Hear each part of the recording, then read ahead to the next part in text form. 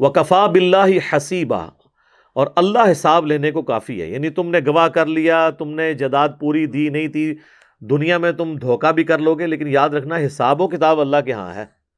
دنیا میں اگر تم قانون کو چکمہ دے بھی لو گے، اللہ کے حضور یہ چیز ایکسیپٹیبل نہیں ہوگی.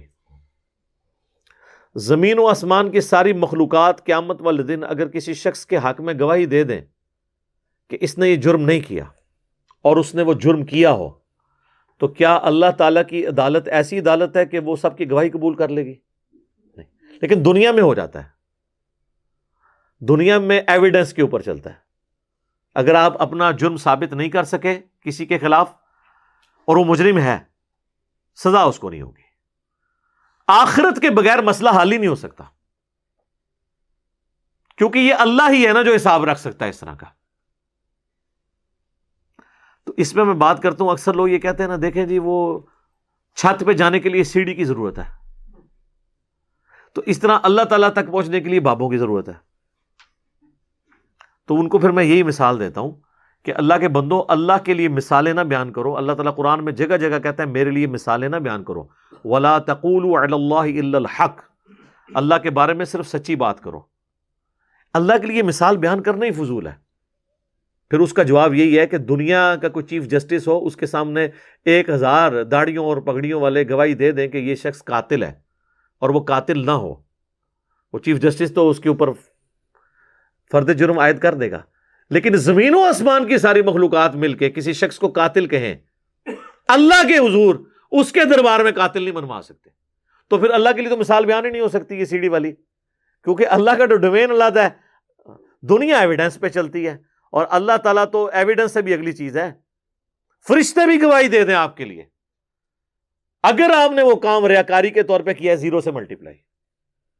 جی صحیح مسلم میں حدیث نہیں ہے، قیامت والے دن ایک سخی کو، ایک شہید کو اور ایک قرآن کے قاری کو بلایا جائے گا. تو سر فرشتوں نے اسے قاری، سخی اور شہید لکھا ہوگا نا، کیونکہ فرشتوں کے پاس تو علم غیب نہیں ہے، وہ تو ظاہری عمل دیکھتے ہیں. فرشتوں کو نہیں پتا کہ آپ یہ جو عمل کر رہے ہیں یہ دکھلاوے کے لیے کر رہے ہیں یا اللہ کے لیے. تو اصل چیک ہے ہی اللہ. یہ جو ہے نا وَكَفَى بِاللَّهِ حَسِيبًا، اللہ حساب لینے کو کافی ہے. تو شہید لکھا ہوگا جبھی تو اس شہید کو بلایا جا رہا ہوگا نا. اللہ پوچھے گا ہاں بھائی، کہے گا یا اللہ جان تھی دے لی تیرے لیے. اللہ فرمائے گا تو نے اس لیے دی تاکہ لوگ تجھے بہادر کہیں، اور دنیا میں بڑے لوگوں نے تجھے بہادر کہا تو تمہیں دنیا میں اجر مل چکا، اوندھا منہ کر کے جہنم میں. پھر سخی کو بلایا جائے گا، وہ کہے گا یا اللہ میں نے کوئی موقع نہیں چھوڑا تھا کہ جہاں جہاں پر تیرا حکم ہو اور میں نے وہاں پر پیسے نہ خیرات کیے ہوں. مسجدیں بنوائی، دسترخوان چلائے،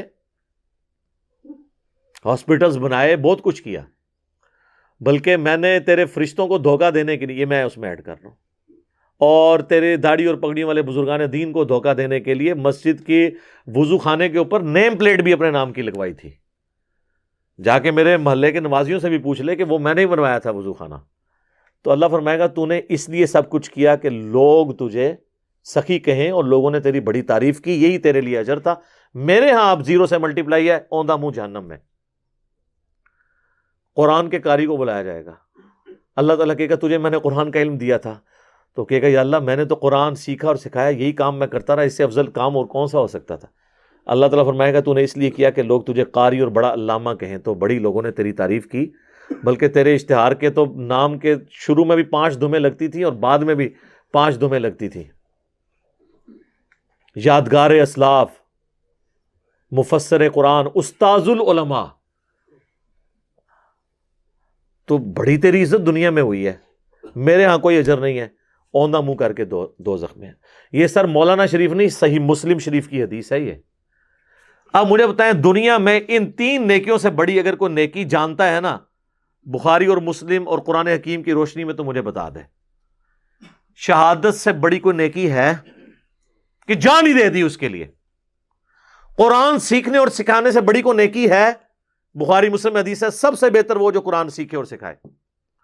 اور انفاق فی سبیل اللہ، جو قرآن میں 100 سے زیادہ مقامات پہ جس کی ترغیب دلائی گئی ہے، اس سے بڑی کو نیکی ہے. لیکن یہ بڑی بڑی 3 نیکیاں بھی 0 سے ملٹیپلائی ہیں اگر یہ دکھلاوے کے لیے کی تو فرشتے تو لکھ لیں گے، لیکن وکفا باللہ حسیبا۔ مسند احمد میں حدیث ہے، جس نے دکھلاوے کے لیے روزہ رکھا اس نے شرک کیا، جس نے دکھلاوے کے لیے نماز پڑھی اس نے شرک کیا، اور جس نے دکھلاوے کے لیے صدقہ کیا اس نے بھی شرک کیا۔ لو جی،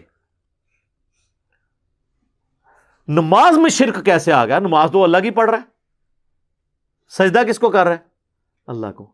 اس بندے کو تو نہیں کر رہا جس کے سامنے وہ خوشی خوشی سے نماز پڑھ رہا ہے، کر رہا اللہ کو ہے، لیکن اللہ اتنا غیرت مند ہے کہ سجدہ مجھے کیا اور نیت یہ تھی کہ لوگ تجھے کہیں بڑی لمبی نماز پڑھ رہا ہے تو میں نے اس کو 0 سے ملٹیپلائی کر دینا۔